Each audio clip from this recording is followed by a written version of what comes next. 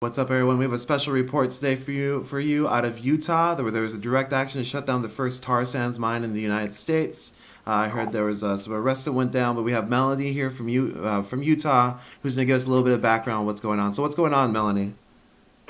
Well, Monday was a very exciting day up on in the booklist of Utah, where U.S. oil sands is starting the first, or is trying to start the first tar sands mine in the United States.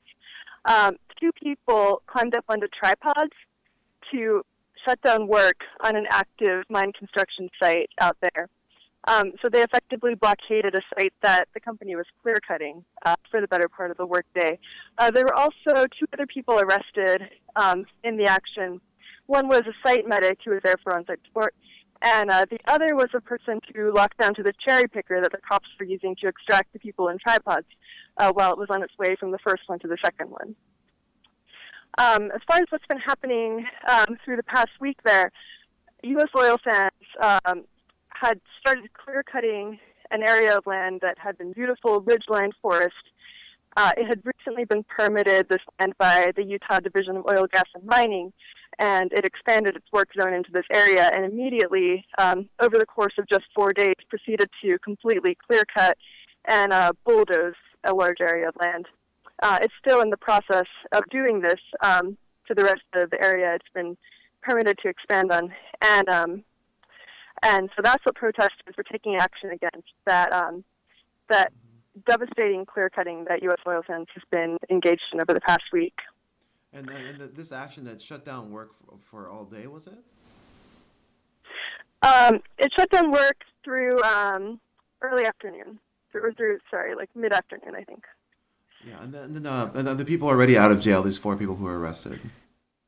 Yeah, they were out of jail the night of the action, and everyone was fine. And so, yeah, we're very grateful for their brave action and glad that they're out safely.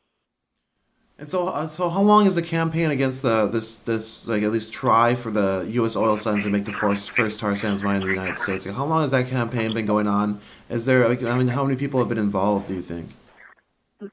The campaign's been going on for about 5 years now.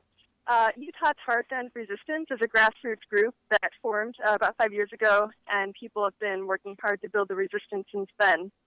Peaceful Uprising also decided to focus its campaign efforts on this campaign several years ago, and so there have been hundreds of people who have been involved in some way who have come out to support and visit the ongoing vigil out at the site of extraction, who have done campaign work in the city and various other projects.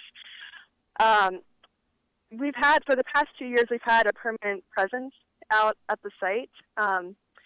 We've maintained a vigil there in protest of what's happening and to witness and monitor and share with the world what's going on, as well as to hold various different gatherings to expose people to what's happening out there and motivate them to get involved. Yeah, and these gatherings too. Like there was a big deal. The Children's Legacy Camp, right? There was like a children's camp that you were all holding, sort of like teaching people about the area, and that's being bulldozed. Is that correct?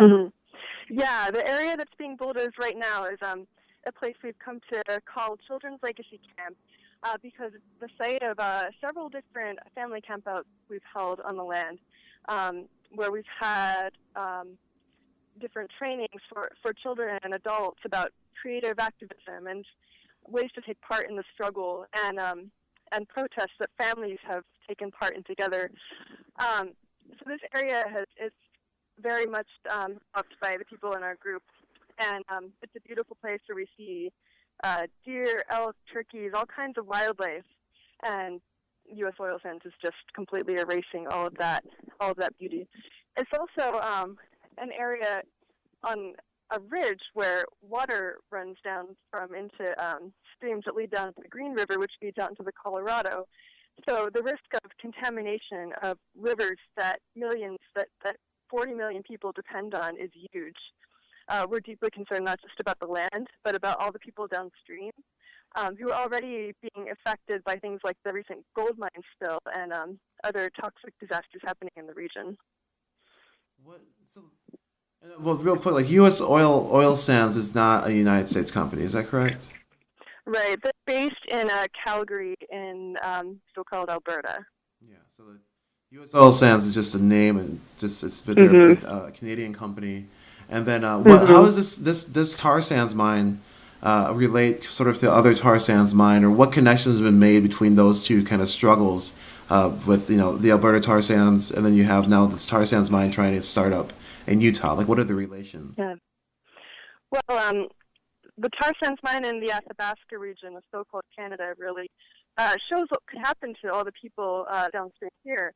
The indigenous communities up there are getting rare kinds of cancer at extremely high rates, things that they've never experienced before, and a lot of people are aware that it's coming from the tar sands downstream or upstream, and we know that people down the Colorado would be at the same kind of risk if this mining goes forward, because it's not just this one tar sands mine, which itself covers 32,000 acres. It could be a huge area of the Colorado Plateau that's at risk if tar sands mining ever gets off the ground in the U.S. So if there are people out there who are kind of interested in this sort of this, at least the fight in Utah, or even the broader sort of environmental sort of anti-extraction fights all over the country and the world, like what are some places people could go look, or at least particularly in Utah, to find information or get involved? You could check out tarsandsresist.org, or go to peacefuluprising.org. We have video of the recent action and lots of other actions that people have taken part in that I think are incredibly inspiring. If you're looking to get involved, check it out and go to tarsandsresist.org/camp to learn about visiting the vigil, because we love to have new folks come out and talk with us and see what's happening and get involved. Let's try it. I guess one more thing before we can head out. This was a direct action, and I guess what do you feel is the difference between like direct action, or why direct action in this case? Why was this used here? Direct action was necessary because our state agencies who have power within this situation have done and are doing nothing to support the case of the people who would be affected by the mining. They are basically doing the bidding of this company, and just as they always tend to do. And for example, the agency leasing out the land is called SITLA, or the School and Institutional Trust Lands Administration. Their mission is to basically help corporations turn a profit, and they ostensibly exist to pull in money for the public school budget within the state, but in reality, they contribute only about 1% of the public school's annual budget. So they're doing very little for the school children and for folks of Utah in general, even though they claim that they exist to do them a service. And so we are working to make clear what SITLA is doing and take a stand against it. And with the way that these state agencies are set up to do the corporation's bidding, there has been no other alternative than to engage in direct action to change the game, really. All right. I was gonna say one more thing. Direct action, change the game. I guess so. As you go forward, oh, wait, there's reports. There was reports that U.S. oil sands stock dropped after the action. Oh, sorry, what was it again? Oh, there's reports that U.S. oil sands stock dropped after the action. Did you hear that? Yeah, it did take a plummet, and that's been common after different actions that people have taken, after mass actions in particular. The stocks have tended to take a plummet, and so we hope that sends a clear message to investors that popular resistance is not backing down. It is affecting the company's efforts to begin mining in this area, and it's only going to grow stronger as more and more people see what's going on and decide to engage in resistance. All right. Well, I don't know if you have any last words, Melanie, but I think that that was great. That was really informative. Thank you. Yeah, we hope that more folks join the struggle in whatever way they feel motivated to do so. And yeah, thank you so much. I'll talk soon for sure. Great. All right. So thanks everyone who watched. That was a quick interview with Melanie out of Utah. The recent direct action that happened that shut down the mine at least for half a day. Mine is the first tar sands mine in the United States, trying to be booted up by U.S. oil sands. The action effectively stopped that mine, at least the construction of it, for half a day, and also caused U.S. oil sands to lose some stock percentages. Because the action pretty crazy.